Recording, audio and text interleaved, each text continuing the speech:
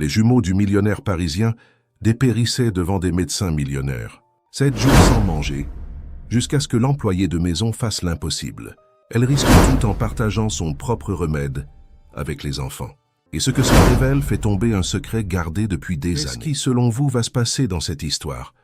Commentez, n'oubliez pas de vous abonner à notre chaîne et dites-nous de quelle ville vous nous regardez. Je vous promets que ce sera la meilleure histoire que vous entendrez de votre vie. L'hôtel particulier des Leclerc se trouvait à Neuilly-sur-Seine, l'une des communes les plus huppées de la banlieue parisienne, où chaque maison semblait rivaliser pour l'ostentation la plus discrète possible. Murs hauts, portails automatiques, jardins impeccables qui semblaient sortis de magazines de décoration. C'est là, dans ce coin de la ville où le silence coûtait cher, qu'Édouard et Valentine Leclerc avaient bâti leur empire des apparences. De l'extérieur, tout brillait. La façade blanche immaculée, les immenses fenêtres qui laissaient entrer la lumière de manière calculée, l'aménagement paysager signé par un professionnel de renom. Mais c'est à l'intérieur que la véritable histoire se cachait. Entre ces murs de béton et de verre, où chaque objet avait sa place définie au millimètre près, vivait une famille qui s'effondrait en silence. Rose Dubois descendit du bus sur l'avenue Charles de Gaulle à 5h30 du matin. Le ciel était encore sombre, mais la ville commençait déjà à pulser. Elle ajusta son sac sur son épaule, un vieux sac en simili-cuir qu'elle portait depuis des années, et marcha les 3 pâtés de maison jusqu'à l'hôtel particulier. Ses pas étaient fermes, malgré la fatigue qu'elle portait dans ses yeux. Elle avait 42 ans, mais en paraissait plus. La vie n'avait pas été tendre avec elle. Née à Brivezac, au cœur de la Corrèze, Rose était venue à Paris encore jeune, enceinte et seule. Elle avait élevé 2 enfants par le travail de ses propres mains, nettoyant des maisons, gardant des enfants, faisant le ménage dans des bureaux. Elle ne s'était jamais plainte.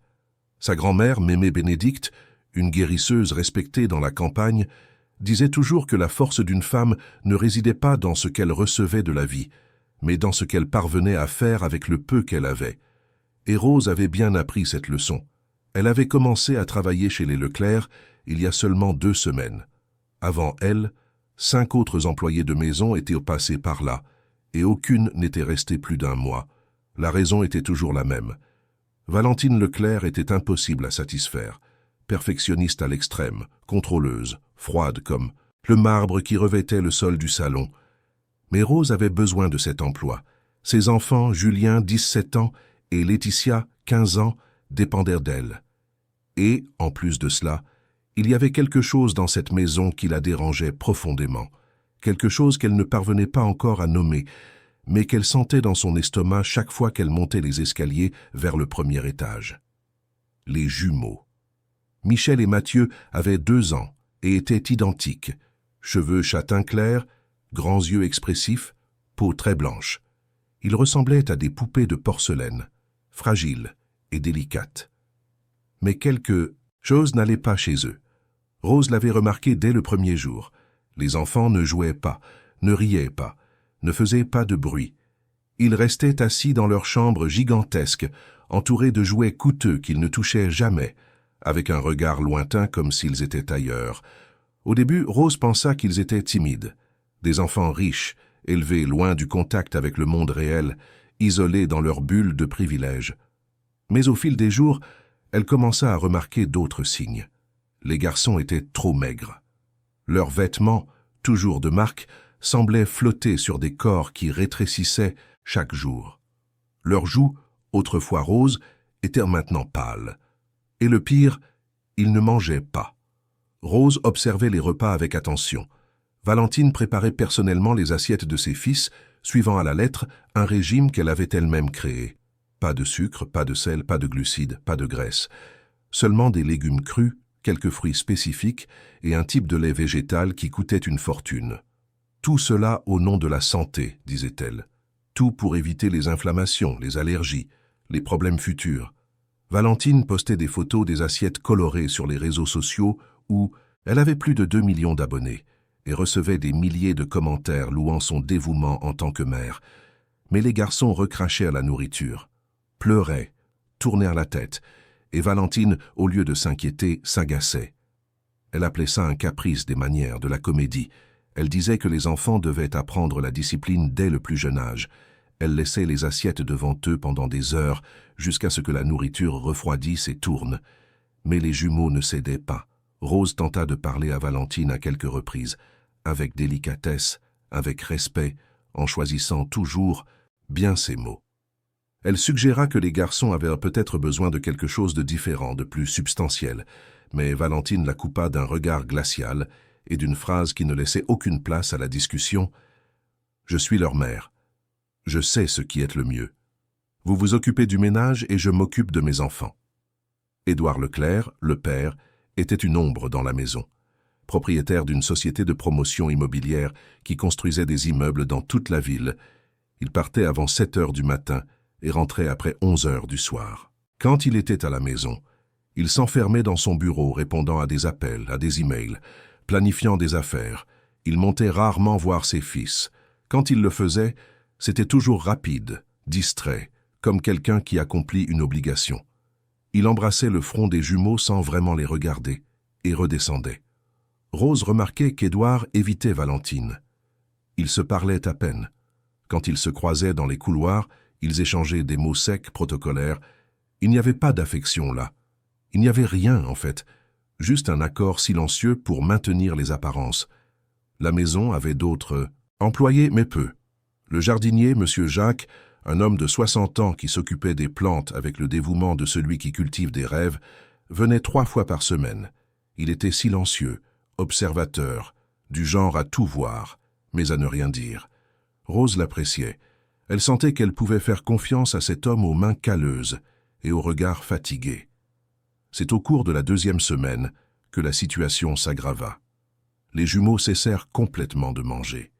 Ce n'était plus un rejet sélectif, c'était un refus total. Michel et Mathieu tournèrent la tête devant tout ce qu'on leur offrait.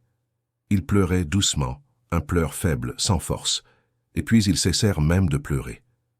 Valentine appela le pédiatre privé, un médecin de renom qui ne s'occupait que des familles de l'élite. Il examina les garçons, demanda des analyses, suggéra une hospitalisation. Valentine refusa. Elle ne voulait pas d'exposition. Elle ne voulait pas que quiconque sache que ses fils avaient des problèmes. Cela ruinerait son image de mère parfaite. Le médecin insista, mais elle fut inflexible. Elle dit qu'elle résoudrait le problème à la maison, à sa manière. D'autres médecins furent appelés. Un spécialiste en nutrition infantile, une homéopathe, célèbre, même un thérapeute holistique. Tous donnèrent leur avis, prescrivirent leur traitement, mais rien ne fonctionnait. Les garçons continuaient de dépérir. Et Valentine, au lieu de désespérer, semblait de plus en plus obsédée par le fait de prouver qu'elle contrôlait la situation. Rose commença à perdre le sommeil. La nuit, allongée dans sa minuscule chambre au fond de la maison, elle pensait aux jumeaux. Elle pensait à ses propres enfants quand ils étaient petits, aux fois où ils étaient tombés malades, et où elle n'avait pas d'argent pour le médecin. Elle pensait à sa grand-mère Bénédicte, qui guérissait avec des tisanes et des prières, avec un savoir transmis de génération en génération, et elle pensait qu'il se passait quelque chose de très grave dans cet hôtel particulier. Ce fut un jeudi après-midi que Rose décida d'agir. Elle nettoyait la chambre des jumeaux quand Michel s'approcha d'elle. Le garçon marchait lentement, titubant un peu, et attrapa le bas du tablier de Rose. Il ne dit rien, la regarda simplement avec ses grands yeux, profonds, remplis d'une douleur qu'un enfant de 2 ans ne devrait pas connaître. Rose sentit son cœur se serrer. Elle s'agenouilla à la hauteur du garçon et toucha son petit visage. Sa peau était chaude, une légère fièvre, mais elle était là. Et quand elle appuya légèrement sur le petit ventre de Michel, le garçon recula en pleurant. Douleur. C'était de la douleur. Rose connaissait ce genre de douleur. Elle l'avait déjà vu chez des enfants, y compris ses propres fils. Gastrite, brûlure d'estomac. L'estomac enflammé à force de rester vide. Elle regarda Mathieu, qui était assis sur le tapis, courbé sur lui-même. La même posture, la même expression. Ils avaient mal tous les deux. Et personne ne le voyait. Ou pire, personne ne voulait le voir. Rose descendit les escaliers, les jambes tremblantes. Elle devait faire quelque chose, mais quoi? Valentine ne l'écouterait pas. Édouard n'était pas là. Et elle, une simple employée de maison, n'avait aucune autorité dans cette maison. C'est alors qu'elle se souvint de son sac. À l'intérieur du vieux sac en simili-cuir, au fond du compartiment latéral, il y avait un petit flacon en plastique. Dedans, des feuilles séchées de menthe, de fenouil et de camomille. Sa grand-mère en portait toujours sur elle. Elle disait que c'était un remède pour tout, maux de ventre, nervosité, insomnie. Rose avait ramené le flacon de Corrèze la dernière fois qu'elle avait visité sa terre natale, des années auparavant. Elle ne l'avait jamais utilisé. Mais maintenant, en regardant ces escaliers qui menaient à la chambre des garçons, elle sentit que c'était le moment. La nuit tomba sur Paris avec cette hâte typique de l'automne. Rose attendit que tout le monde dorme. Valentine avait pris son anxiolytique, comme tous les soirs, et s'était enfermée dans sa chambre. Édouard n'était pas encore rentré. La maison était silencieuse. Rose monta les escaliers lentement, pieds nus pour ne pas faire de bruit, le cœur battant fort dans sa poitrine. Elle savait qu'elle risquait son emploi, peut-être pire, mais elle ne pouvait ignorer la voix qui résonnait en elle, la voix de sa grand-mère Bénédicte, disant que prendre soin était un devoir sacré. Dans la chambre des jumeaux, la veilleuse projetait des ombres douces sur les murs. Michel et Mathieu dormaient ensemble dans le même berceau, agrippés l'un à l'autre, comme si la chaleur de leur frère était la seule chose qui les maintenait en vie. Rose s'approcha et toucha le front de Michel. Toujours chaud. Mathieu aussi. Elle redescendit, entra dans l'immense cuisine, tout en marbre et en appareil, électroménager importé, et prépara la tisane. Elle mit de l'eau à bouillir dans une petite casserole, jeta une pincée des feuilles séchées, attendit 3 minutes. L'arôme s'éleva, doux et réconfortant, ramenant des souvenirs d'une enfance lointaine, d'une maison simple à la campagne où l'amour compensait le manque de tout. Rose filtra la tisane dans une petite tasse, attendit qu'elle refroidisse jusqu'à devenir tiède et remonta. Dans la chambre, elle s'assit sur le bord du berceau et réveilla Michel avec délicatesse. Le garçon ouvrit les yeux, effrayé, mais quand il vit que c'était elle, il se détendit. Rose approcha la tasse de ses lèvres et murmura « Bois, mon ange, ça va faire passer la douleur. » Michel but une petite gorgée. Il fit une grimace à cause du goût amer, mais avala. Rose lui en donna un peu plus. Et puis, quelque chose d'extraordinaire se produisit. Michel laissa échapper un petit soupir, comme si un poids s'était retiré de lui. Et pour la première fois depuis des jours, il sourit. C'était un sourire minuscule, presque imperceptible, mais il était là. Rose répéta le processus avec Mathieu. Le garçon but aussi, soupira aussi, sourit aussi. Et puis, ils s'agrippèrent à elle, leurs petits bras entourant son cou, leur petit visage se blottissant contre son épaule. Rose sentit les larmes couler sur son visage. Ce n'étaient pas des larmes de tristesse. C'étaient des larmes de soulagement, de gratitude, d'amour. Elle resta là avec eux pendant près d'1 heure, les berçant dans ses bras, fredonnant doucement une comptine que sa grand-mère avait l'habitude de chanter. Quand les jumeaux s'endormirent enfin, Rose les coucha dans le berceau, les couvrit avec la couverture douce et redescendit. Mais elle ne savait pas que quelqu'un l'observait. Dans l'ombre du couloir, une silhouette bougeait, et ce n'était pas Valentine. C'était quelqu'un qui gardait des secrets encore plus grands, quelqu'un qui attendait le bon moment pour révéler la vérité, quelqu'un qui connaissait Rose bien plus qu'elle ne l'imaginait. L'aube apporta des changements. À 6 heures du matin, quand Rose entra dans la chambre des jumeaux pour changer les draps, elle les trouva réveillés. Et pour la première fois, ils parlaient. Des mots épars, décousus, comme le font les enfants de 2 ans. Mais ils parlaient. Et quand ils la virent, ils sourirent tous les deux. Michel montra son propre ventre et dit un mot que Rose n'oublierait jamais. « Faim !» Elle sentit une boule dans sa gorge. Elle prit les deux dans ses bras et descendit à la cuisine. Elle ne se soucia pas des règles de Valentine, ne pensa pas aux conséquences. Elle prépara une simple bouillie avec de l'avoine, du lait et une cuillère de miel. Le genre de nourriture que sa mère lui faisait quand elle était petite, qu'elle avait faite pour ses propres enfants, que des générations de mères avaient faites pour des générations d'enfants. Les jumeaux mangèrent. Pas tout, mais ils mangèrent. Et en mangeant, ils pleuraient, un pleur libéré, soulagé, comme s'ils pouvaient enfin exprimer tout ce qui était gardé en eux. C'est ainsi qu'Édouard trouva la scène, Il était rentré de la salle de sport plus tôt, chose rare, et était descendu prendre son café avant d'aller au bureau. Quand il vit Rose dans la cuisine avec ses fils dans les bras, les deux mangeant de la bouillie avec leurs petites mains sales, il s'arrêta à la porte. Pendant un instant, Rose pensa qu'elle serait renvoyée sur le champ, mais Édouard ne dit rien. Il resta juste là, immobile, à regarder. Et puis elle vit quelque chose dans ses yeux. Ce n'était pas de la colère, c'était autre chose. Quelque chose qui ressemblait à un mélange de soulagement et de honte. Édouard fit 2 pas dans la cuisine, s'approcha lentement et s'agenouilla devant ses fils. Il toucha le visage de Michel, puis celui de Mathieu. Et pour la première fois, Rose vit des larmes dans les yeux de cet homme qui avait toujours semblé si froid, si distant. « Il mange », murmura-t-il, plus pour lui-même que pour elle. « Mon Dieu, il mange !» Rose ne répondit pas. Elle continua simplement à tenir les garçons, les laissant finir leur bouillie à leur propre rythme. C'est à ce moment que Valentine apparut. Elle descendit les escaliers vêtue d'un peignoir en soie blanche, les cheveux attachés en un chignon parfait, le maquillage impeccable, même s'il n'était que 7 heures du matin. Quand elle vit la scène dans la cuisine, son visage changea. Le sourire professionnel qu'elle affichait toujours disparut, laissant place à une expression dure, tranchante. « Que se passe-t-il ici » demanda-t-elle d'une voix qui ne cachait pas sa froideur. Édouard se leva lentement. « Valentine, les garçons mangent. » Pour la première fois depuis plus d'1 semaine, ils mangent. Valentine regarda la bouillie, puis Rose, puis les jumeaux. Sa mâchoire était tendue. Ce n'est pas de la nourriture appropriée.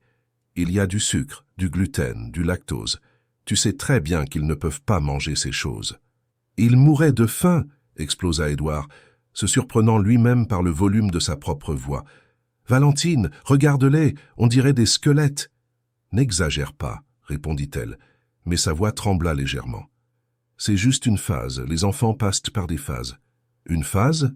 Édouard rit, sans humour. 1 semaine sans manger, ce n'est pas une phase, Valentine, c'est de la négligence. Le silence qui suivit fut lourd, dense. Rose resta silencieuse, tenant les garçons qui s'agrippaient maintenant à elle avec force, comme s'ils sentaient le danger dans l'air. Valentine fit 2 pas en avant, les yeux fixés sur Rose. « Vous, dit-elle, pointant un doigt à l'ongle parfaitement manucuré, vous leur avez fait quelque chose. Vous leur avez donné quelque chose. Qu'est-ce que c'était ?» Rose déglutit. Elle pouvait mentir, elle pouvait nier, mais elle décida de ne pas le faire. « Je leur ai donné une tisane, » répondit-elle d'une voix ferme. « Une tisane que ma grand-mère m'a appris à faire, pour calmer l'estomac. Ils avaient mal, Madame Valentine, très mal. »« Mal ?» Valentine laissa échapper un rire amer. « Vous n'êtes pas médecin. Vous n'avez pas le droit de diagnostiquer quoi que ce soit, et encore moins de soigner mes enfants avec vos potions de bonne femme. » Valentine, tenta d'intervenir Édouard, mais elle le coupa. « Vous êtes renvoyée, » dit Valentine à Rose, et chaque mot sortit comme une sentence. « Prenez vos affaires et sortez de ma maison maintenant. » Michel et Mathieu se mirent à pleurer. Ils agrippèrent le chemisier de Rose, cachant leur petit visage dans son cou. « Non, » dit Michel entre 2 sanglots, « pars pas. » La scène brisa le cœur de Rose en 1000 morceaux. Elle regarda Édouard, espérant qu'il dirait quelque chose, qu'il interviendrait, qu'il protégerait ses propres enfants. Mais il détourna simplement le regard, lâche et passif, comme il l'avait toujours été. Rose dégagea les petits bras des garçons avec délicatesse, embrassa le front de chacun et se leva. « Je vais chercher mes affaires, » dit-elle doucement. Mais avant de quitter la cuisine, elle se tourna vers Valentine, et ce qu'elle dit à ce moment-là, avec un courage qui venait d'un endroit très profond, résonnerait dans la maison les jours suivants. « Madame peut me renvoyer, mais elle ne peut pas ignorer que ses enfants sont en train de tomber malades. Et quand la vérité apparaîtra, et elle apparaît toujours, Madame devra se regarder dans le miroir et voir qui a vraiment fait du mal à ses enfants. » Valentine ne répondit pas. Elle resta juste là, pâle, tremblant légèrement. Et Rose monta chercher ses affaires, sans savoir que ce n'était pas la fin, c'était seulement le début. Rose quitta l'hôtel particulier des Leclerc, avec son sac sur l'épaule et le cœur en miettes. Le soleil du matin tapait fort sur Paris, mais elle ne sentait ni le chaud ni le froid. Juste un vide immense dans la poitrine. Elle descendit la rue arborée de Neuilly-sur-Seine sans se retourner essayant de retenir les larmes qui insistaient pour couler. Elle ne pouvait pas pleurer là, pas dans ce quartier où les gens regardaient avec méfiance ceux qui n'avaient pas le même standing. Elle se retint. Elle attendrait d'être chez elle. Mais sa maison était loin, 3 bus jusqu'à Montreuil, en Seine-Saint-Denis, où elle vivait dans un petit appartement loué avec ses 2 enfants. Près de 2 heures de trajet, traversant toute la ville, du luxe à la banlieue, du silence au bruit, de la froideur à la chaleur humaine, que seuls ceux qui vivent à l'étroit connaissent. Dans le premier bus, Rose pleura enfin. Assise au fond, près de la fenêtre, elle laissa les larmes couler librement. Elle pensait aux jumeaux, à leurs petits visages pâles, à leurs bras maigres, à la façon dont ils s'étaient accrochés à elle en la suppliant de ne pas partir. Elle pensait à la douleur qu'elle avait vue dans les yeux de ses enfants, et elle pensait à Valentine, à cette femme froide qui préférait maintenir les apparences plutôt que de s'occuper de ses propres enfants. Mais elle pensait aussi à Édouard, à son expression quand il avait vu les garçons manger. Il y avait quelque chose là, une étincelle d'humanité, un vestige de père qui pouvait peut-être encore être sauvé. Mais il était faible. Il avait peur de sa femme, peur d'affronter la réalité, peur d'admettre qu'il avait échoué en tant que père. Quand elle arriva chez elle, il était près de 10 heures du matin. Julien était dans le salon, en train de jouer aux jeux vidéo. En voyant sa mère arriver si tôt, il mit le jeu en pause. « Maman, qu'est-ce qui s'est passé? Tu pleures ?» Rose essaya de sourire, mais n'y parvint pas. Elle s'assit sur le vieux canapé, laissa tomber son sac par terre et se couvrit le visage de ses mains. « On m'a renvoyé, mon fils. » Julien se leva d'un « bon ». C'était un grand garçon brun avec les yeux vifs de sa mère et la détermination du grand-père qu'il n'avait jamais connu. « Comment ça, on t'a renvoyé? Ça faisait 2 semaines que tu étais là. »« J'ai fait quelque chose que je n'aurais pas dû, » dit Rose, puis elle raconta tout. Elle parla des jumeaux, du régime insensé, de la tisane, de la réaction de Valentine. Julien l'écouta en silence, la mâchoire de plus en plus tendue. « Cette femme est folle, » dit-il quand Rose eut terminé. « Tu as sauvé les garçons et elle te renvoie ?»« Elle a peur, » répondit Rose, se surprenant elle-même par la lucidité de son analyse. Peur d'admettre qu'elle a tort, peur de perdre l'image parfaite qu'elle a construite. « Et le père, il n'a rien fait ?» Rose secoua la tête. « Il est faible, Julien. Il voit tout ce qui se passe et ne fait rien. » Julien croisa les bras, pensif. « Tu ne peux pas laisser ça comme ça, maman. Ces enfants vont mourir s'ils continuent comme ça. »« Et qu'est-ce que je peux faire? Je ne suis qu'une employée de maison. »« Tu es bien plus que ça, » dit Julien avec conviction. « Tu es une mère, une soignante, une femme forte. Mémé Bénédicte ne t'aurait pas appris à abandonner. » Les mots de son fils la touchèrent profondément. Rose essuya ses larmes et respira à fond. Julien avait raison. Elle ne pouvait pas simplement abandonner, mais elle ne savait pas non plus par où commencer. C'est alors que son téléphone sonna. Un numéro inconnu.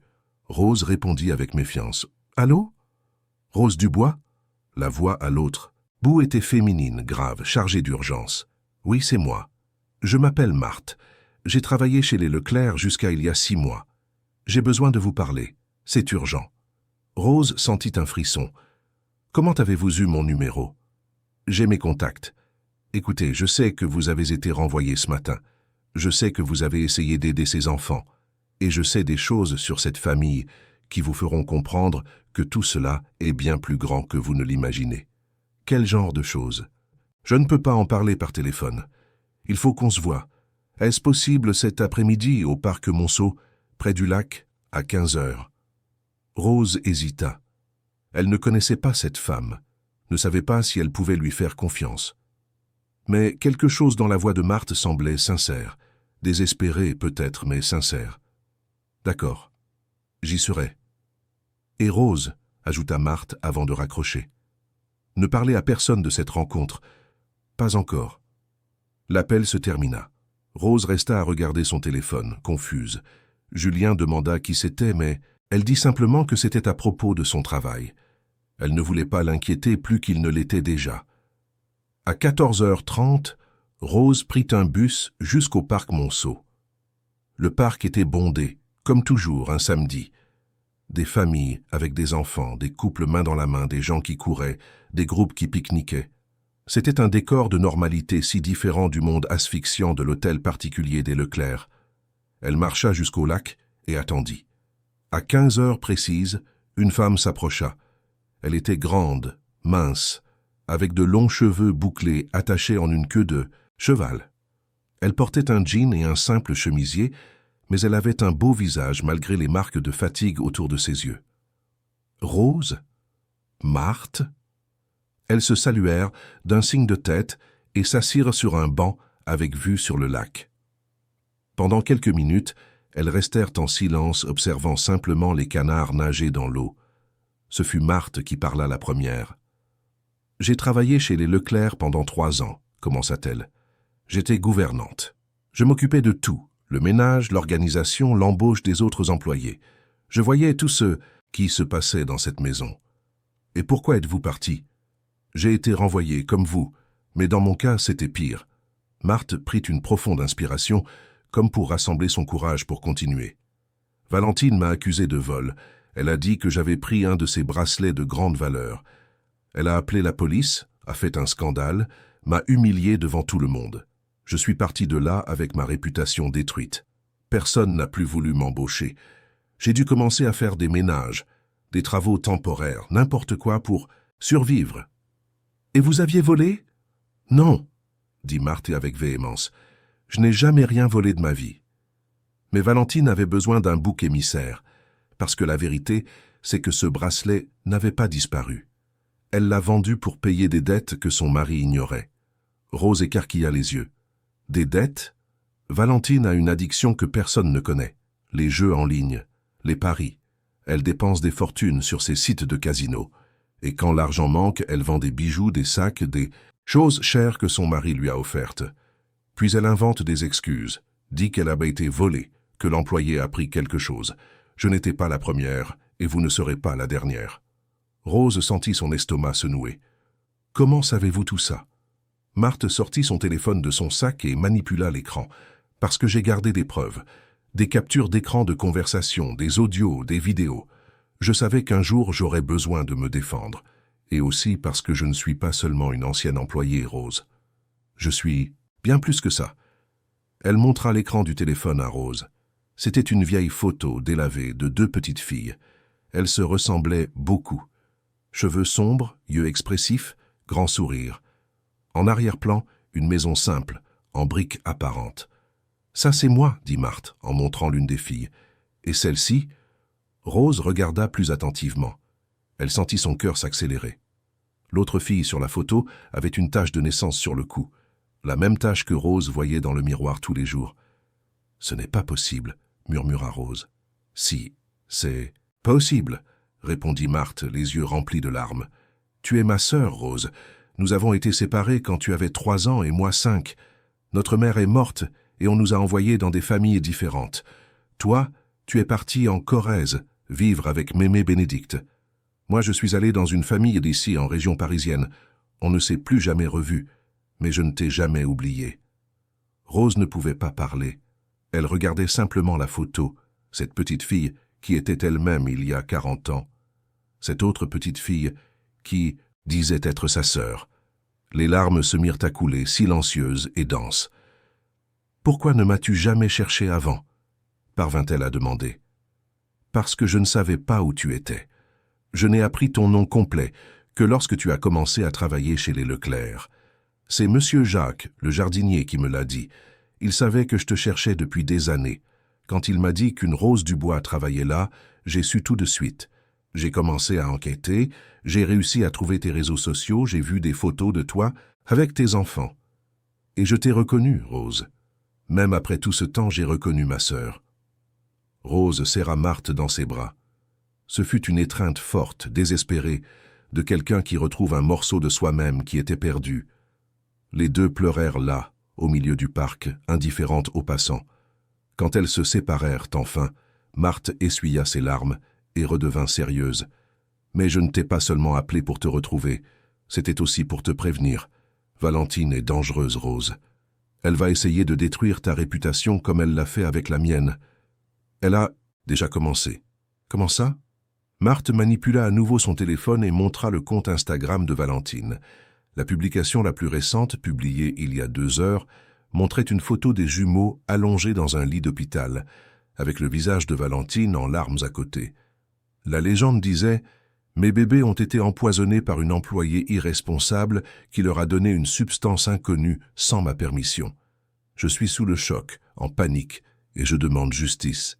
Mère, faites attention à qui vous laissez approcher de vos enfants. » La publication avait déjà plus de 50 000 j'aime et des milliers de commentaires. La plupart soutenaient Valentine, avec des messages de haine contre la prétendue employée. Certains commentaires demandaient même qu'elle soit arrêtée. Rose sentit le sol se dérober sous ses pieds. Elle dit que j'ai empoisonné les enfants. Elle manipule le récit, expliqua Marthe. C'est comme ça qu'elle fonctionne. Elle se fait passer pour la victime, gagne la sympathie des gens et quiconque s'oppose à elle devient le méchant. Mais elle a emmené les garçons à l'hôpital. Probablement, oui. Pour faire des examens, pour avoir des preuves qu'il y a eu une altération dans leur organisme, elle va utiliser ça contre toi. Rose se passa la main sur le visage, sentant le désespoir l'envahir. Qu'est-ce que je fais, Marthe? Je n'ai pas d'argent pour un avocat, je n'ai aucun moyen de me défendre. Tu m'as, moi, dit Marthe avec fermeté, et tu as la vérité. Et nous allons exposer cette femme pour ce qu'elle est vraiment. Comment? Avec les preuves que j'ai gardées, et avec l'aide de quelqu'un qui veut aussi la justice. Rose regarda sa sœur, confuse. Qui? Marthe eut un sourire en coin. Monsieur Jacques. Il n'est pas qu'un simple jardinier, Rose. C'est un homme bien plus intelligent qu'il n'y paraît, et il a accès à des choses que personne n'imagine.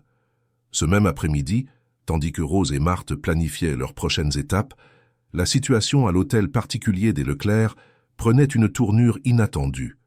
Édouard avait emmené les jumeaux à l'hôpital privé, suivant l'exigence de Valentine, mais les examens n'avaient rien montré de préoccupant.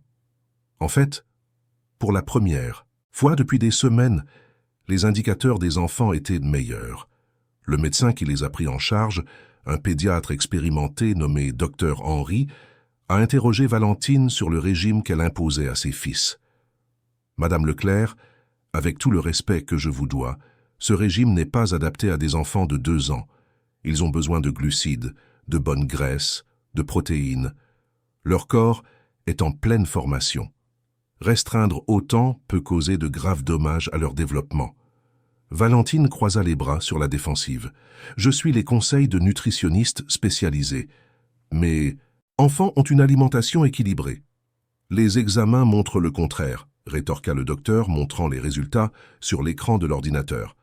Regardez ici, anémie légère, carence en vitamine D, faible poids pour leur âge, et le pire, des signes de gastrite. Des enfants de cet âge ne développent pas de gastrite, à moins d'être soumis à un grand stress ou à un régime inadapté. Édouard, qui était resté silencieux jusqu'alors, se leva. « Docteur, je veux que vous mettiez tout cela par écrit. Je veux un rapport complet sur l'état de santé de mes fils. » Valentine regarda son mari avec une expression mêlant surprise et colère. « Édouard, qu'est-ce que tu fais ?»« Ce que j'aurais dû faire il y a longtemps, » répondit-il, la voix ferme pour la première fois depuis des années. « Protéger mes enfants. » Le docteur prépara le rapport médical pendant que Valentine tentait d'argumenter, mais Édouard ne l'écouta pas. Il prit les documents, prit ses fils dans ses bras et quitta l'hôpital. Valentine le suivit, furieuse, mais il monta dans la voiture et partit avant qu'elle ne puisse faire quoi que ce soit. Il conduisit pendant près d'1 heure, sans destination précise, essayant simplement de digérer tout ce qui se passait. Les jumeaux dormaient sur la banquette arrière, enfin tranquilles. Édouard les regarda dans le rétroviseur et sentit une vague de culpabilité si grande qu'il eut presque du mal à respirer. Comment avait-il laissé les choses en arriver là? Comment avait-il été si aveugle, si lâche? Il arrêta la voiture dans une station-service et prit son téléphone. Il appela son bureau et annula toutes ses réunions de la semaine. Puis il appela l'avocat de la famille. Il ne dit pas la raison, demanda simplement à l'homme de venir chez lui ce soir-là. Il était temps de prendre des décisions difficiles. Pendant ce temps, Valentine retourna à l'hôtel particulier dans un état de fureur contenue. Dès qu'elle entra, elle commença à appeler des amis, des conseillers, toute personne qui pourrait l'aider à contrôler le récit. Elle prépara de nouvelles publications pour les réseaux sociaux, des vidéos en pleurs demandant du soutien, se faisant passer pour la victime. Mais au fond, elle savait que quelque chose était en train de changer. Édouard n'avait jamais réagi comme ça auparavant, et cela l'effrayait plus qu'elle ne voulait l'admettre. Monsieur Jacques, qui observait tout de loin en taillant les plantes du jardin, fit quelque chose de discret mais de décisif. Il entra dans la maison par la porte de service, monta jusqu'au bureau vide d'Édouard et connecta un petit appareil qu'il avait acheté rue Montgalet. C'était un enregistreur numérique minuscule qui captait l'audio dans un rayon de 10 mètres. Il le cacha derrière une bibliothèque et sortit sans être vu. Monsieur Jacques n'était pas seulement un jardinier.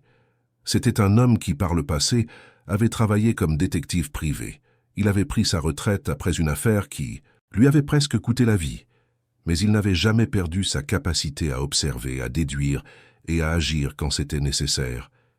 Et il savait que, pour faire tomber quelqu'un comme Valentine Leclerc, il faudrait plus que des témoignages. Il faudrait des preuves irréfutables. Quand la nuit tomba, Édouard rentra à la maison avec les jumeaux. Valentine était dans le salon, assise sur le canapé blanc impeccable, un verre de vin à la main. Elle ne dit rien quand son mari passa devant elle, en emmenant les enfants à l'étage. Elle observa simplement avec ses yeux froids qu'Édouard connaissait si bien. Après avoir couché les garçons, Édouard descendit et alla droit au but. « Nous devons parler, Valentine. »« De quoi ? De la façon dont tu m'as humilié devant le médecin, de la façon dont tu m'as manqué de respect, de nos enfants, de ce que tu leur as fait. » Valentine laissa échapper un rire amer. « Moi ? C'est moi qui m'occupe d'eux, Édouard. C'est moi qui suis là tous les jours pendant que tu es au bureau à faire comme si cette famille n'existait pas. » T'occuper ? Édouard sentit la colère monter. « Tu appelles ça les laisser mourir de faim ? Leur imposer un régime ridicule qui les rend malades ? Je protège leur santé. Tu ne comprends rien à la nutrition, aux dangers que la nourriture industrielle provoque. Valentine, ils ont 2 ans. Ils ont besoin de vraie nourriture, pas de tes obsessions folles. Ce fut la première vraie dispute qu'ils eurent en des années. Et elle fut brutale. Valentine cria, pleura, accusa. Édouard cria en retour, libérant des années de frustration refoulées. Et dans le bureau, l'enregistreur de Monsieur Jacques capta chaque mot, chaque confession involontaire, chaque aveu de culpabilité que Valentine laissa échapper dans le feu de la discussion. L'aube arriva, et le couple était dans des chambres séparées. Valentine, seule dans la chambre principale, prit son téléphone et commença à écrire une autre publication. Mais avant de la publier, elle reçut un message d'un numéro inconnu. C'était une photo. La même photo que Marthe avait montrée à Rose plus tôt. 2 petites filles enlacées, souriantes. Et sous la photo, un message. La vérité est en train de faire surface, et tu ne pourras pas la cacher. Valentine sentit son sang se glacer. Le dimanche matin se leva tendu sur l'hôtel particulier des Leclerc. Valentine n'avait pas réussi à dormir de la nuit, obsédée par le message mystérieux qu'elle avait reçu. Qui avait envoyé cette photo? Qu'est-ce que cela signifiait? Et plus important encore, que savait d'autre cette personne? Elle passa des heures à essayer de déchiffrer le numéro, mais il était impossible à tracer. Elle pensa le montrer à Édouard, mais rejeta immédiatement l'idée. Il était déjà contre elle.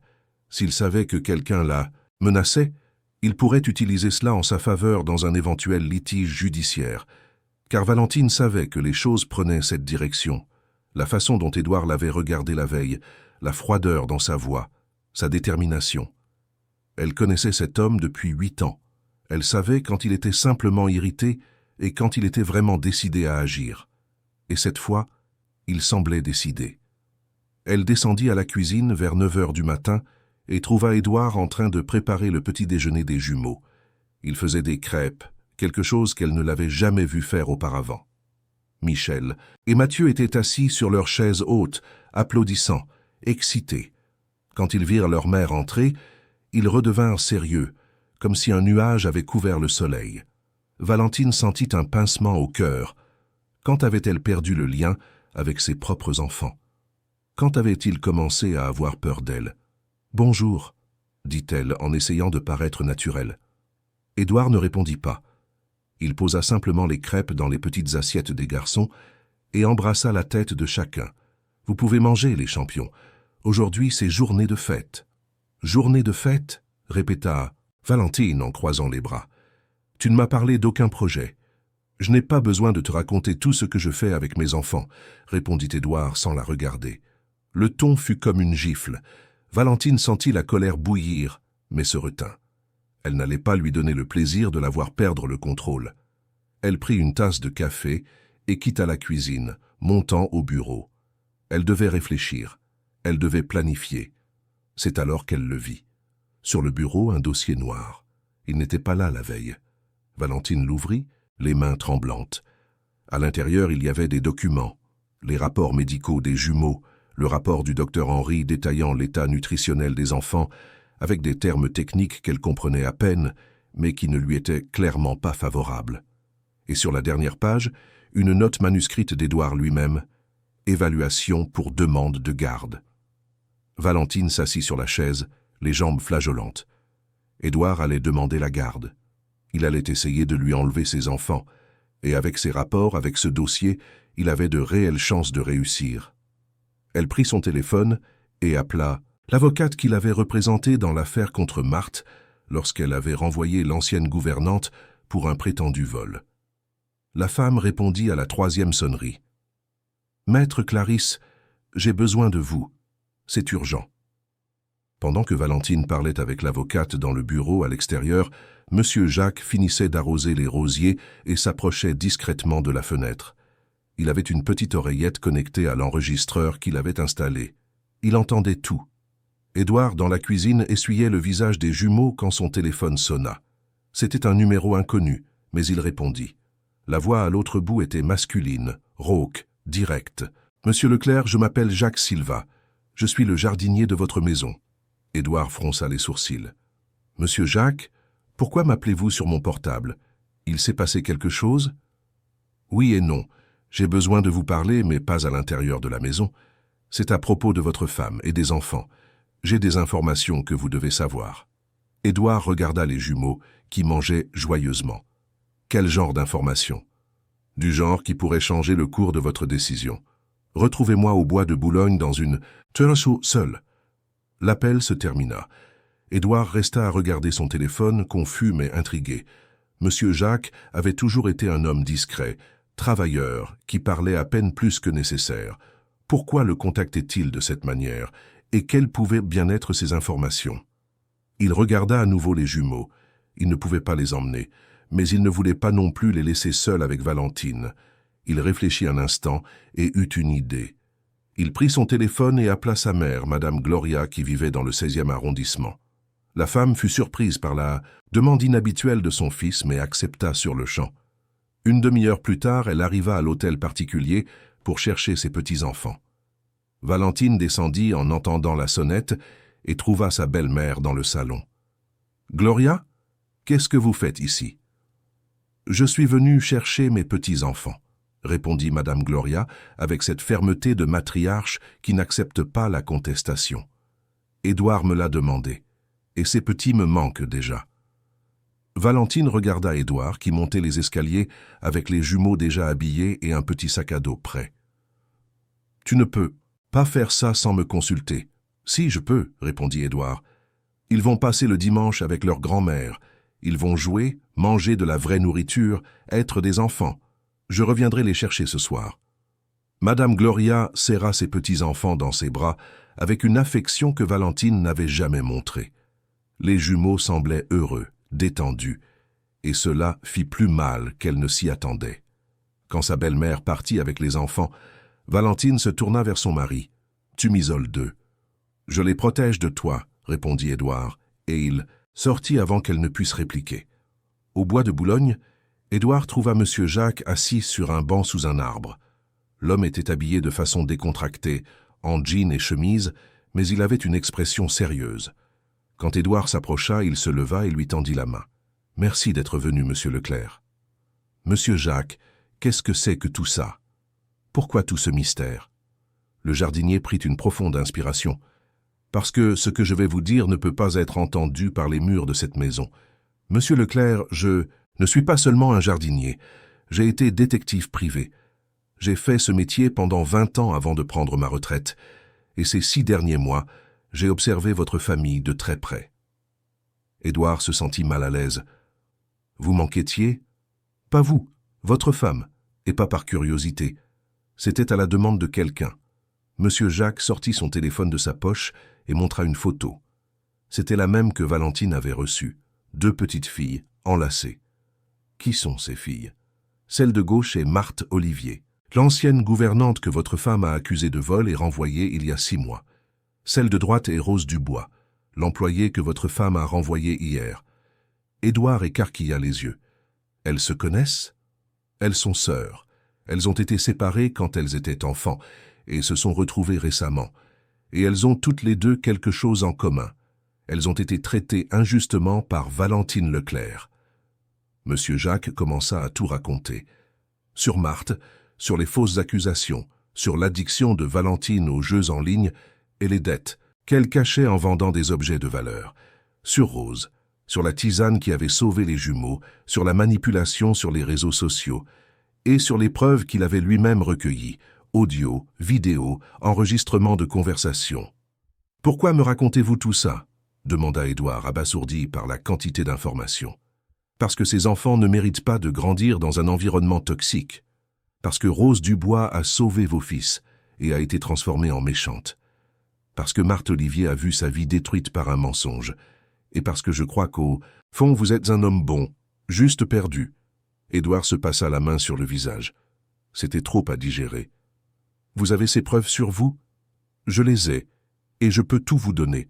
Mais j'ai besoin que vous me promettiez une chose. » « Quoi ? » « Que vous utiliserez cela pour protéger vos enfants, pas pour la vengeance, pas pour détruire votre femme par colère, mais pour garantir que Michel et Mathieu aient une vie saine, heureuse, loin de toute cette toxicité. Édouard regarda l'homme en face de lui dans les yeux. Il y avait de la sincérité là et de la sagesse. « Je vous le promets. » Monsieur Jacques sortit une clé USB de son sac à dos et la tendit à Édouard. « Tout est là. Audio, vidéo, documents. Utilisez-la avec responsabilité. » Édouard rangea la clé USB dans sa poche et resta silencieux un moment. Puis il demanda « Et Rose, elle va bien ?» « Elle est secouée, mais forte. C'est une femme résiliente. Mais elle a besoin d'aide. La publication que votre femme a faite sur les réseaux est en train de détruire sa réputation. Il y a déjà des gens qui la menacent, elle et ses enfants. » Édouard sentit une vague de culpabilité. « Je vais arranger ça. Je le promets. » Au même moment, de l'autre côté de la ville, Rose était assise dans le petit salon de son appartement avec Marthe à ses côtés. Elle passait en revue les preuves qu'elles avaient, essayant de monter une stratégie. Julien et Laetitia, les enfants de Rose, étaient également là, indignés par tout ce que leur mère avait subi. « On a besoin d'un avocat, » dit Laetitia. La jeune fille avait 15 ans mais parlait avec la maturité d'une adulte. « Maman, cette femme te diffame. C'est un crime. Un avocat coûte de l'argent, ma fille.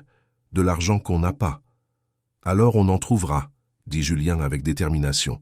« Je vais parler aux gens de la paroisse, aux voisins. On va lancer une cagnotte en ligne.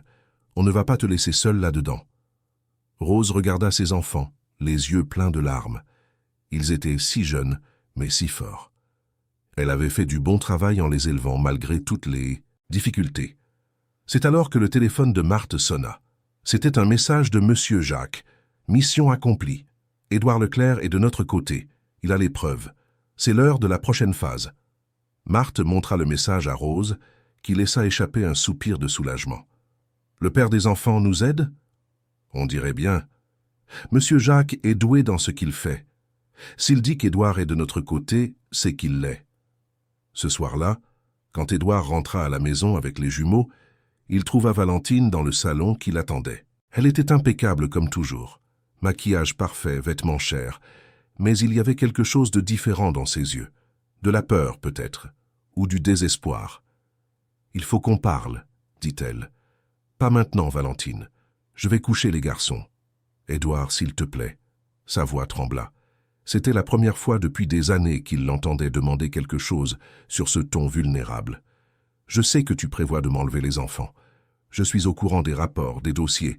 Mais je ne peux pas perdre mes fils, je ne peux pas. » Édouard regarda sa femme.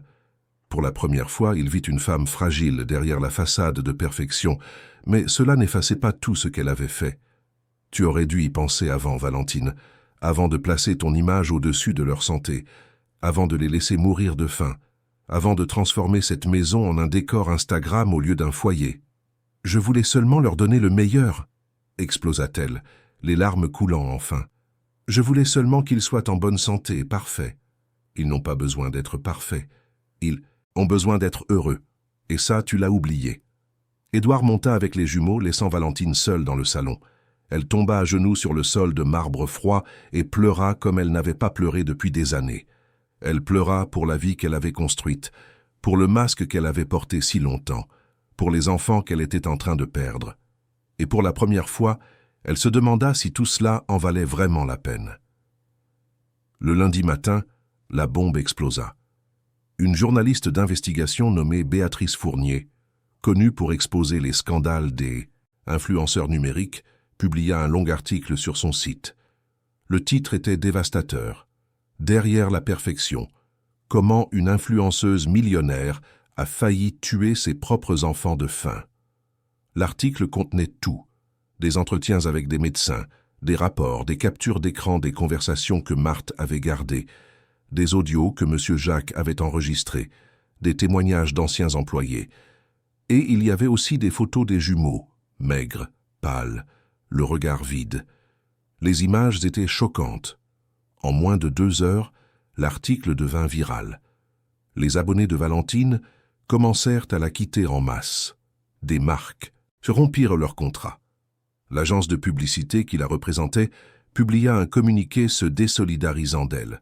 Et le plus percutant, les services de la protection de l'enfance ouvrirent une enquête officielle. Valentine vit son monde s'effondrer en temps réel. Elle tenta de poster une réponse, une vidéo pour se défendre, mais les commentaires étaient implacables. Des mots comme « monstre »,« criminel »,« meurtrière » inondaient ses réseaux. Elle désactiva tous ses comptes et s'enferma dans sa chambre. Édouard, de son côté, prit une initiative inattendue. Il enregistra une vidéo et la publia sur ses propres réseaux sociaux, qui avaient peu d'abonnés mais gagnèrent des millions de vues en quelques heures. Dans la vidéo, il apparaissait sans filtre, sans montage, simplement assis sur une chaise, les yeux rouges. « Je m'appelle Édouard Leclerc, et j'ai échoué en tant que père. J'ai échoué parce que j'ai priorisé mon travail. J'ai échoué parce que j'ai laissé ma femme prendre des décisions qui ont mis mes enfants en danger. J'ai échoué parce que j'ai été trop lâche pour affronter la vérité. Mais aujourd'hui, j'assume ma responsabilité. Mes fils Michel et Mathieu sont sous traitement médical, et ils vont mieux, et je veux demander pardon publiquement à une personne qui a été traitée injustement, Rose Dubois. Elle a sauvé mes enfants. Elle a eu le courage que je n'ai pas eu, et pour cela, elle a été renvoyée et diffamée. Rose, si vous regardez cette vidéo, je vous demande pardon. Et je vous promets que je vais réparer ça. » La vidéo émut le pays. Les gens commencèrent à chercher Rose, voulant connaître sa version de l'histoire. Et quand finalement Béatrice Fournier réussit à l'interviewer, Rose parla avec la même simplicité et la même vérité qu'il avait toujours caractérisée. « Je ne suis pas une héroïne. Je suis juste une mère qui a vu 2 enfants souffrir et qui a fait ce que n'importe quelle mère ferait. Je leur ai donné ce que ma grand-mère m'a appris, des soins, de l'amour et un peu de tisane. Je ne veux pas de vengeance, je ne veux pas d'argent. Je veux juste que Michel et Mathieu grandissent heureux et en bonne santé. Et si je peux aider d'autres enfants qui traversent la même chose, je le ferai de tout mon cœur. » L'interview devint encore plus virale que l'article initial. Rose devint un symbole d'empathie, de courage, d'amour maternel. Les offres d'emploi affluèrent, des invitations pour des conférences, des émissions de télévision, des projets sociaux. Mais ce qui toucha le plus son cœur fut un appel qu'elle reçut un mardi après-midi. C'était Édouard. « Rose, je sais que vous n'avez aucune raison de me faire confiance, mais j'aimerais vous faire une demande qui vient de mes fils. » « Quelle demande, monsieur Édouard ?»« Michel et Mathieu demandent Tata Rose. Ils ne comprennent pas pourquoi vous avez disparu. Vous leur manquez. Et à moi aussi. Je voulais savoir si vous accepteriez de revenir, pas comme employé, mais comme un membre de la famille. » Rose resta silencieuse, les larmes coulant librement. « Comme un membre de la famille ? Oui, Je sais que c'est beaucoup demandé après tout ça. Mais ces enfants vous aiment, Rose, et je vous serais éternellement reconnaissant si vous acceptiez de faire partie de leur vie, de la manière qui vous conviendra, sans pression, sans obligation, juste avec sincérité. Rose regarda Marthe, qui était à côté d'elle, et avait tout entendu sur le haut-parleur. Sa sœur hocha la tête, l'encourageant. Rose prit une profonde inspiration et répondit « J'accepte, mais à une condition. » Laquelle ? Qu'à partir de maintenant, tout soit fait en pensant au bien-être de ses enfants, pas à l'apparence, pas à l'argent, pas au statut, seulement à l'amour. Édouard sourit à l'autre bout du fil. « Je vous le promets. » 3 mois s'étaient écoulés depuis que la vérité avait éclaté, et Paris, toujours pressée, toujours impatiente, continuait de tourner avec sa routine chaotique de circulation, de travail et de rêves reportés. Mais à l'intérieur de l'hôtel particulier des Leclerc, au cœur de Neuilly-sur-Seine, tout avait changé. La première transformation fut physique. Les murs blancs immaculés prirent des couleurs. Michel avait demandé à peindre sa chambre et celle de son frère en bleu, car il aimait le ciel. Mathieu choisit d'avoir des étoiles collées au plafond pour se sentir protégé pendant la nuit. Le salon, autrefois une salle d'exposition froide où rien ne pouvait être touché, avait maintenant des jouets éparpillés, des coussins déplacés, des traces de petites mains sur les baies vitrées, et pour la première fois, cette maison semblait vraiment habitée. La deuxième transformation fut plus profonde.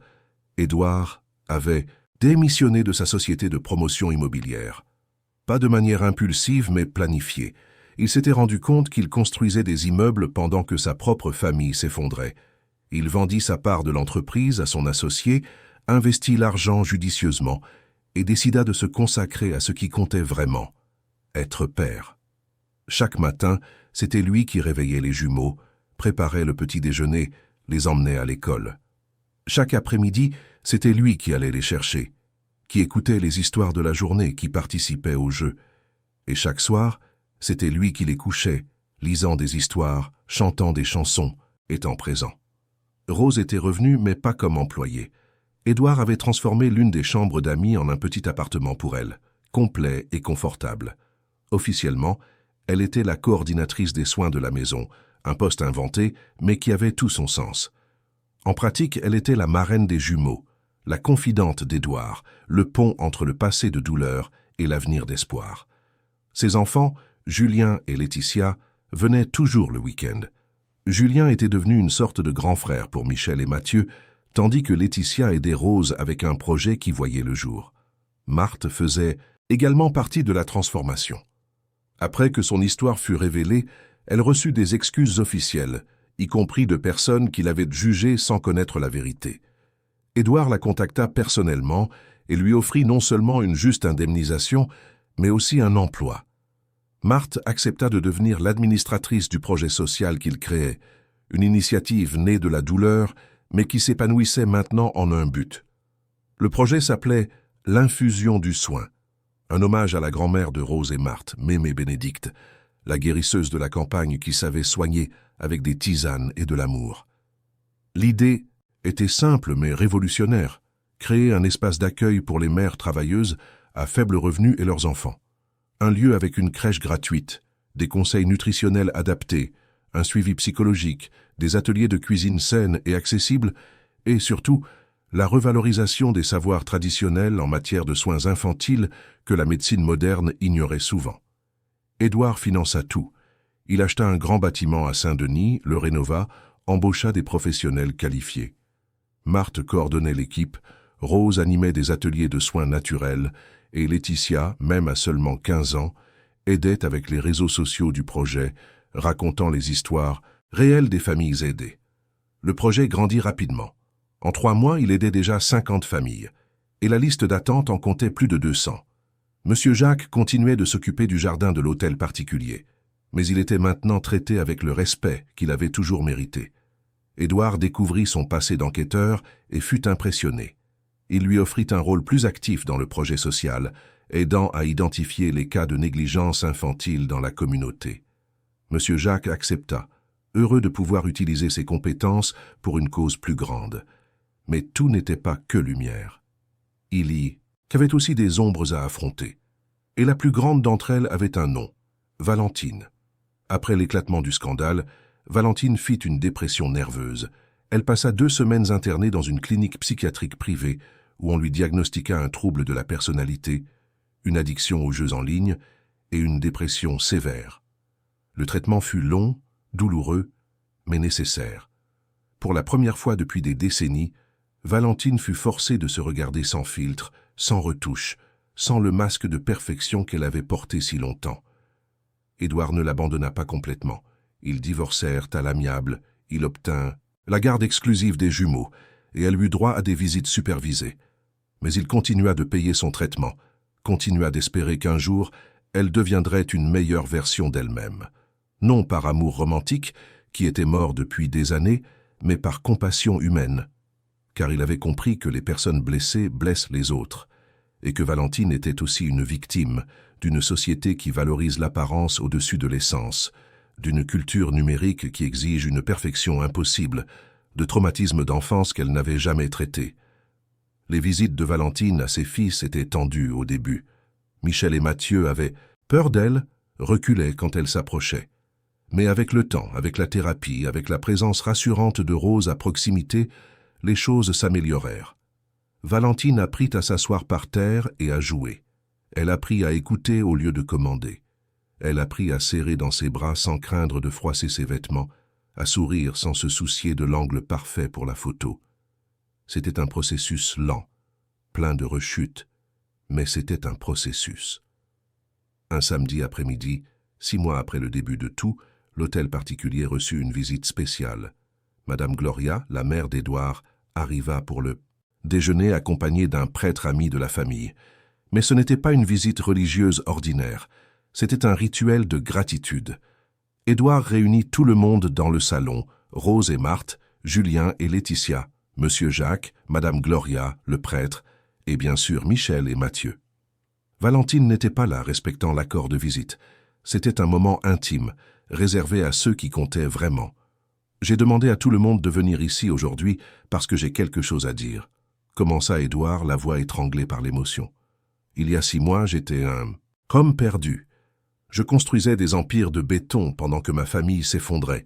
J'ignorais les signes, je prétendais que tout allait bien. Je cachais la vérité sous des tapis coûteux. Et mes enfants ont failli mourir à cause de ma lâcheté. Il fit une pause, essuyant les larmes qui insistaient pour couler. Mais vous tous, ici dans cette pièce, vous m'avez sauvé. Rose, vous avez eu le courage que je n'ai pas eu. Marthe, vous avez gardé les preuves qui ont exposé la vérité. Monsieur Jacques, vous avez agi quand vous auriez pu rester silencieux. Madame Gloria, maman, tu as toujours cru en moi-même quand je ne croyais plus en moi-même. Et Julien et Laetitia, vous avez montré que le véritable amour n'a rien à voir avec le sang, mais avec la présence. Rose pleurait, tout comme Marthe. Madame Gloria tenait la main de son fils avec fierté. Les jumeaux, sans comprendre complètement ce qui se passait, mais sentant l'émotion dans l'air, s'agrippèrent aux jambes de Rose. Édouard s'agenouilla alors devant Rose. « Je sais que je ne peux pas effacer ce que vous avez souffert. Je sais que j'ai été passif quand j'aurais dû vous protéger. Mais je veux vous faire une proposition. Pas en tant que patron, pas en tant qu'ami, mais en tant que famille. » Il sortit une petite enveloppe de sa poche et la lui tendit. Rose l'ouvrit, les mains tremblantes. À l'intérieur, il y avait un document. C'était un acte de propriété. L'acte de propriété du bâtiment où fonctionnait le projet L'infusion du soin. Ce projet est à vous, Rose, à vous et à Marthe, sur le papier, en votre nom, devant la loi. Parce que vous deux en êtes les véritables fondatrices. Je n'ai fait que financer, mais l'âme, le but, l'amour qui anime cet endroit viennent de vous, et je veux que cela soit enregistré. Rose ne pouvait pas parler. Elle serra simplement Édouard dans ses bras, en pleurant. Marthe se joignit à l'étreinte, et bientôt Julien et Laetitia aussi. Les jumeaux, voyant tous ces adultes pleurer et s'embrasser, se mirent à rire. C'était un rire pur, innocent, plein de vie. Et ce son, cette joie authentique, était la preuve que tout cela en avait valu la peine. Le prêtre, ému, dirigea une petite cérémonie de gratitude. Il demanda des bénédictions pour cette famille reconstruite, pour ce projet qui aiderait tant d'autres familles, pour ces 2 enfants qui avaient maintenant la chance de grandir, entourés d'un amour véritable. Et quand il eut terminé, ils mangèrent tous ensemble. Pas de la nourriture sophistiquée préparée par des chefs coûteux, mais un déjeuner simple que Rose avait préparé. Riz, haricots, steak aux oignons, salade et en dessert, la bouillie qui avait sauvé la vie des jumeaux. Les mois suivants apportèrent d'autres transformations. Le projet L'infusion du soin gagna une reconnaissance nationale. Des reportages dans de grands journaux, des prix d'organismes de protection de l'enfance, des invitations à s'étendre. À d'autres villes, Rose et Marthe devinrent des références en matière de soins maternels et de revalorisation des savoirs traditionnels. Elles donnaient des conférences, participaient à des émissions, inspiraient d'autres femmes. Julien réussit son bac avec mention et obtint une bourse complète pour s'inscrire en faculté de droit. Il voulait devenir avocat pour des causes sociales, défendre des familles comme la sienne. Laetitia se découvrit un talent pour la communication et décida qu'elle voulait faire du journalisme, raconter des histoires vraies, donner une voix à ceux qui n'en avaient pas. Monsieur Jacques, à 62 ans, se découvrit écrivain. Il commença à documenter les affaires sur lesquelles il avait enquêté au cours de sa vie, les transformant en livres de non-fiction qui combinaient mystère et critique sociale. Son premier livre, Jardin secret, vérité cachée derrière les murs, devint un best-seller. Édouard, quant à lui, trouva un but. Il créa un service de conseil gratuit pour les pères qui voulèrent se reconnecter avec leurs enfants. Il partageait son histoire, ses échecs, son processus de transformation. Il aidait d'autres hommes à comprendre que le succès professionnel ne vaut rien si le prix est l'absence familiale. Et il découvrit, à sa grande surprise, qu'il y avait des milliers de pères dans la même situation que lui. Michel et Mathieu grandirent. À 3 ans, ils étaient déjà complètement différents des enfants maigres et effrayés qu'ils étaient. Ils avaient des joues roses, des rires sonores, une énergie pour jouer toute la journée. Ils fréquentaient une école qui privilégiait le développement émotionnel autant que scolaire. Ils suivaient une thérapie infantile avec une psychologue douce qui les aidait à traiter le traumatisme de leurs premières années. Et surtout, ils étaient aimés de manière inconditionnelle, saine, sans exigence de perfection. La relation avec Valentine évolua également. Après un an de traitement intensif, elle réussit à développer un lien plus authentique avec ses fils. Les visites étaient moins tendues. Elle apprit à apprécier les moments simples, lire un livre ensemble, faire un dessin, se promener dans le parc. Elle ne redeviendrait jamais une mère présente au sens traditionnel, la garde resterait à Édouard, mais au moins elle n'était plus une figure de peur. C'était une mère en convalescence et c'était déjà beaucoup. Valentine se consacra également à un but. Après des mois de silence sur les réseaux sociaux, elle revint avec un profil complètement différent. Non plus l'influenceuse parfaite, mais une femme réelle partageant son parcours de guérison. Elle parlait ouvertement de son addiction au jeu, des troubles auxquels elle faisait face, des erreurs qu'elle avait commises. Et étonnamment, cette version vulnérable et honnête d'elle-même résonna auprès de milliers de personnes. Des mères qui luttaient aussi avec des obsessions, des exigences impossibles, la pression de paraître parfaite tout le temps. Valentine ne redevint pas célèbre comme avant, mais elle devint importante d'une manière qui comptait vraiment. 2 ans après le jour où tout a commencé, par un après-midi ensoleillé d'octobre, l'hôtel particulier des Leclerc accueillait une fête. Pas une fête ostentatoire comme celle que Valentine avait l'habitude d'organiser pour impressionner. C'était une fête simple, dans le jardin, avec une décoration colorée faite à la main par Laetitia, de la nourriture maison préparée par Rose et Marthe, une musique d'ambiance jouant doucement. C'était l'anniversaire des 4 ans des jumeaux. Ils étaient tous là.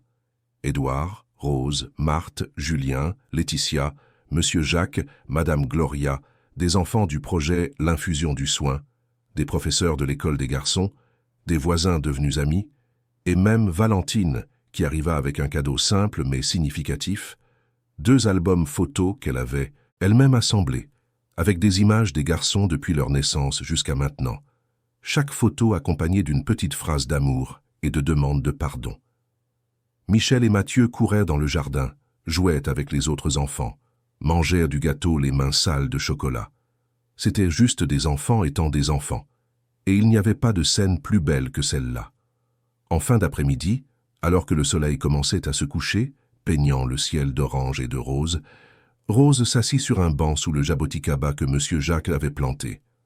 Édouard s'approcha et s'assit à côté d'elle. « Tu as sauvé mes enfants, Rose, dit-il doucement. « J'ai seulement fait ce que n'importe quelle mère ferait, répondit-elle avec son humilité habituelle. Non, tu as fait ce que j'aurais dû faire, tu as vu ce que je n'ai pas voulu voir, tu as agi quand j'ai été lâche, et pour cela je te suis éternellement reconnaissant. » Rose sourit. « Tu sais ce que disait ma grand-mère Bénédicte, que la vie place les bonnes personnes au bon endroit, au bon moment. Ce n'est pas par hasard que je suis arrivé dans cette maison à ce moment-là. C'est parce que ces enfants avaient besoin de quelqu'un qui voit au-delà des apparences. Et Dieu m'a utilisé pour ça. » Édouard acquiesça. Et elle avait raison. Surtout. À ce moment, Michel et Mathieu coururent envers eux. Ils serrèrent Rose dans une étreinte serrée, un de chaque côté, puis tirèrent Édouard au milieu. Ils restèrent tous les quatre là, enlacés, tandis que le soleil se couchait et que la nuit arrivait doucement. « Ma reine Rose, » dit Michel avec sa petite voix encore enfantine mais pleine de certitude, « tu es la meilleure personne du monde. » « C'est vrai, » compléta Mathieu, « on t'aime plus que le chocolat. » Rose rit, les larmes coulant librement. « Et je vous aime plus que tout au monde, mes petits anges. » Édouard regarda cette scène et sentit une paix qu'il n'avait jamais ressentie auparavant. Ce n'était pas la paix de celui qui a de l'argent, un statut, du pouvoir. C'était la paix de celui qui a enfin compris ce qui compte vraiment dans la vie. La famille, l'amour, la vérité, la présence. Et là, dans ce jardin qui n'était autrefois qu'un décor pour des photos, parfaite mais qui était maintenant le théâtre de la vie réelle, une nouvelle famille se consolidait. Pas une famille parfaite, car la perfection n'existe pas. Mais une famille vraie, construite sur les décombres de la douleur, érigée avec les briques du pardon, cimentée avec un amour authentique. Parce que parfois la vie doit s'effondrer complètement pour que nous puissions reconstruire sur des bases solides. Parfois, il faut tout perdre pour découvrir ce qui en vaut vraiment la peine. Et parfois, une simple tasse de tisane préparée avec amour peut sauver bien plus que des corps. Elle peut sauver des âmes. La nuit tomba complètement sur Paris, et la fête continua maintenant éclairée par des guirlandes lumineuses accrochées aux arbres. Les enfants couraient avec des lucioles improvisées, les adultes discutaient en petits groupes, et au centre de tout, Rose regardait cette scène, le cœur débordant de gratitude. Elle venait de si loin, de la campagne de Corrèze à la plus grande ville du pays, d'employée invisible à coordinatrice d'un projet social reconnu nationalement, de femme seule à sœur retrouvée, marraine aimée, inspiration pour tant d'autres mères. Et elle pensait à sa grand-mère Bénédicte, qui n'était plus de ce monde, mais qui souriait certainement de quelque part, sachant que son héritage continuait de vivre, car ce qu'elle avait enseigné n'était pas seulement des recettes de tisane ou des techniques de soins, c'était quelque chose de bien plus grand, la certitude que l'amour véritable se manifeste dans des actions simples, dans des gestes de soin, en étant présent même quand c'est difficile, en voyant au-delà des apparences, en n'abandonnant jamais ceux qui sont dans le besoin. Et cette leçon, Rose la transmettrait à ses enfants, à ses filleuls, à toutes les mères qu'elle aiderait dans le projet. Parce que la vraie révolution ne se produit pas dans de grands gestes, mais dans de petits actes d'amour répétés avec constance, dans chaque tisane préparée avec soin, dans chaque étreinte sincère. Chaque fois que nous choisissons de voir l'autre comme un être humain digne de soin, peu importe qui il est ou d'où il vient. La fête se termina vers minuit. Les enfants du projet repartirent dans des minibus loués par Édouard, qui tenait à assurer un transport sûr pour tous. Les invités se dirent au revoir avec de longues étreintes, de celles qui signifient bien plus que de la cordialité. Valentine fut l'une des dernières à partir, et avant de s'en aller, elle serra Rose dans ses bras pour la première fois. « Merci, » murmura-t-elle. « Merci d'avoir sauvé mes enfants, et excuse-moi pour tout. » Rose la serra en retour. « C'est déjà pardonné. Maintenant, il est temps d'aller de l'avant. » Quand tout le monde fut parti, il ne restait plus qu'Édouard, Rose, Michel et Mathieu. Les garçons étaient épuisés, les yeux lourds de sommeil. Rose les emmena à l'étage, leur donna un bain, leur mit leur pyjama chaud, leur brossa les dents. Édouard aida pour tout, et ensemble, ils couchèrent les jumeaux. « Raconte l'histoire de la tisane magique, ma reine », demanda Michel, déjà presque endormi. C'était une histoire que Rose racontait toujours, une version adaptée et magique de ce qui s'était réellement passé. Une histoire sur une fée déguisée en employée de maison qui avait sauvé 2 princes jumeaux avec une tisane faite d'amour. Les garçons ne se lassaient jamais de l'entendre. Rose raconta l'histoire une fois de plus, avec la voix douce qui calmait toutes les tempêtes. Quand elle eut terminé, les 2 dormaient profondément, enlacés l'un à l'autre comme ils le faisaient toujours. Elle et Édouard sortirent de la chambre en silence. Dans le couloir, ils s'arrêtèrent un instant. « Rose, je ne pourrai jamais assez te remercier, » dit Édouard. « Tu n'as pas besoin de me remercier, Édouard. Tu as juste besoin de continuer à être le père que tu es devenu. C'est déjà une gratitude suffisante. » Ils descendirent ensemble. Dans le salon, Marthe et Monsieur Jacques étaient encore là, aidant à ranger. Quand ils virent Rose et Édouard, ils sourirent. « Tout va bien là-haut » demanda Marthe. « Tout est parfait » répondit Rose. « Ces garçons sont heureux, et c'est tout ce qui compte. » Monsieur Jacques, toujours observateur, dit quelque chose qui resterait gravé dans la mémoire de tous. « Vous savez ce que je trouve le plus beau dans tout ça? C'est que personne ici n'est un héros. Chacun a simplement fait ce qu'il fallait faire. Rose a pris soin parce que c'est dans sa nature de prendre soin. Édouard s'est réveillé parce qu'il était temps de se réveiller. Marthe s'est battue pour la justice parce que la justice est importante. Et j'ai aidé parce que c'est la bonne chose à faire. Il n'y a rien eu d'extraordinaire. C'était juste l'humanité en action. Et c'est peut-être exactement ce dont le monde a besoin. Moins de héros et plus d'humains agissant avec décence. » Les mots résonnèrent dans le silence du salon, et tous surent que c'était la vérité. La transformation qui s'était produite dans cette maison, dans ces vies, n'était pas le résultat de grands exploits héroïques.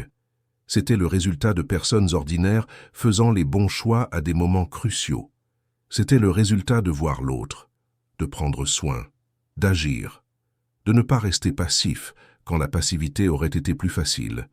Et c'est peut-être là la plus grande leçon de toutes, que chacun de nous a le pouvoir de changer des vies. Nous n'avons pas besoin d'être riches, célèbres ou puissants. Nous avons juste besoin d'avoir le courage de voir au-delà des apparences, d'agir avec amour, de choisir la vérité même quand elle fait mal, de ne jamais abandonner ceux qui sont dans le besoin. Parce qu'à la fin, ce qui reste, ce ne sont pas les hôtels particuliers, ni les abonnés, ni l'argent sur le compte. Ce qui reste, c'est l'amour que nous avons semé. Ce sont les vies que nous avons touchées.